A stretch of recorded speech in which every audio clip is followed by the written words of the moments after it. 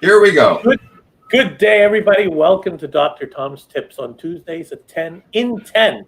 We've been doing this throughout the year, and I can't tell you how much fun we have. Also appreciate the feedback and the questions you're sending us, because of that, we're able to address them with Dr. Tom Hirsch. Today's topic, and the thing that we're going to cover today, is how to maximize the evacuation in your Isolite hoses during the course of using them. Good morning, good day, Dr. Hirsch. How are you, sir? Good morning, Rolando. How's everybody going? Happy holidays, Merry Christmas, Happy Hanukkah, happy everything to everybody. Hey, a few more days and we're at the end of the year. There you go. So, working at the end of the year, what we want to find out today is how do we maximize the evacuation through our Isolite system and our Isolite hose. And I'm going to give you some key tips on this whole thing. The number one tip that I have to give you is maintenance. You need to maintain your systems. You need to be vigilant. Your dedicated staff person who goes through and checks everything out should be vigilant in maintaining the systems.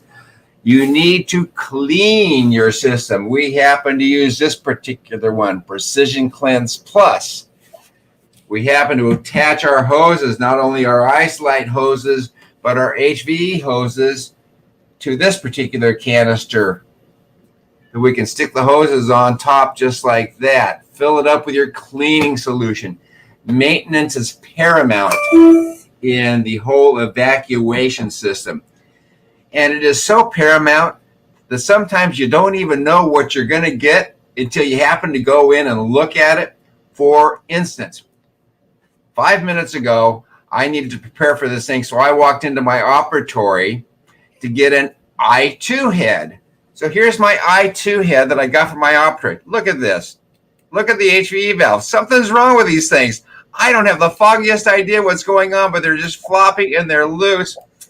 So maintenance. My hygienist hasn't said anything. She's not said that, hey, my system's not working, but what I'm going to do right now is take a lab knife, because I don't even think I can push these things off because I don't think this has been maintained. Yep, got it off. It's loose. Maybe I'm worn out and I need some new O-rings. Yeah, I need some new O-rings on this thing. So it's a maintenance situation. O-rings help give you seal. Okay, so the first tip of the day, maintain your doggone systems. You spend a lot of money on these things. Maintain it. Do what you have to do. Okay, now, second tip of the day. After you do your procedures, run a lot of water through the system. It doesn't have to be a cleaning solution. We do that at the end of the day, but just take a bunch of water and run it through the HVE system on the I2s. Go ahead, push the little valve here, take the head off. On the I2s, pull out the light stick. It comes out. You can literally dip this right into a bucket of water, a cup of water, a mixing bowl full of water, and flush your system. So that's tip number 2 of the day. Flush your system at the end of every procedure. And you don't have to do it. This is a dedicated thing that your assistant can do, that your hygienist can do. That's tip number 2. maintenance, a lot of water, flush. Got it. Now, we have certain things that we're doing that really create a lot of debris. One of those things is air abrasion. I use air abrasion all the time. It's messy, it's dusty. So sometimes during the middle of the procedure, you can even take your 3-way syringe, wash the entire mouth out, flush a lot of water through those things so the water will go up and just take everything right down the hose. It'll clean through the head, it will clean through the hose. So when you're using something messy such as air abrasion, flush the system 2 or 3 times during that procedure. You just don't need the stuff to build up and get caught. Oftentimes, if we picked up little particles of tooth structure that happen to go in, they're small little things, they can do a buildup and you'll actually get a clog going right on down the line. It's like a beaver building a dam. They keep putting sticks in there and you keep putting enough sticks and things in the little holes, it plugs it up, it becomes a dam. So you want to make sure that you're cleaning things out. And please don't use your HVE or your Isolite hose as an HVE. I can do it. I can take my Isolite head off of the HV hose and I can actually stick an HV solution in there and evacuate with it, but don't do it. That's not what it's designed for. Yeah, it's interesting that you mentioned that, Dr. Tom.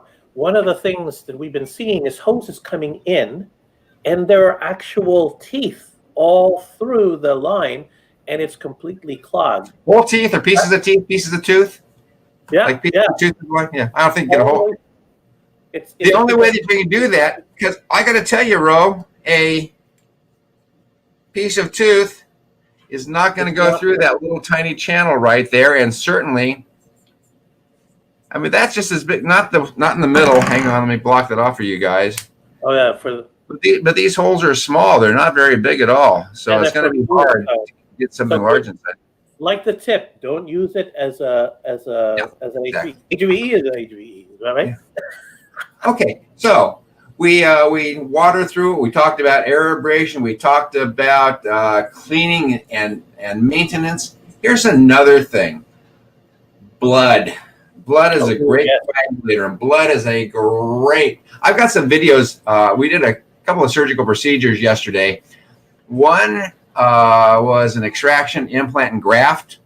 We did just a bloody procedure. I love this thing. I love to use my Isolite for those procedures because the tongue is out of the way. I can actually get the cheek, even though it's wrapping around on the cheek, it's not in my way. You think it would be, but your flap is right there, and there's just so much room to work. But it does get bloody when you do these things. So several times during the procedure, if you need to take, I don't have an Isolite attached to this thing, but what you can do during the procedure, hang on for a second. Can't put this in there. There we go. So during the procedures, you can actually take the Isolite off the head here and actually evacuate or leave the Isolite on that thing. Put this whole thing in a cup of water during the procedure, or a little plaster bowl full of water in the procedure, and evacuate that during bloody procedures. It takes a moment. Yeah, you don't want to do it. It may be a little break in your routine, but it just takes 10 or 15 seconds just to flush a lot of water through that system, and that just helps the blood from coagulating in the lines, because it will coagulate in the lines, and it happens relatively fast. Okay, and so that's another tip. Blood, flush the thing. So lots of water for abrasion, lots of water for blood and fluids. Make sure you clean the thing. Don't use it for HV or sucking up big parts. Use your HVE for that. Anything else? Anything else that would help in maximizing? Oh yeah, you know what? Here's the thing. The i3, I don't have it on here, but the i3 system actually has a dedicated tip.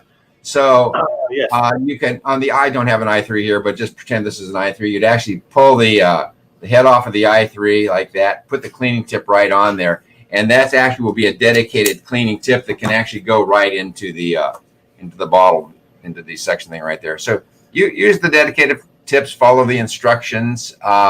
Also, the i3, we have a little dial down at the bottom where we can control the right and the left.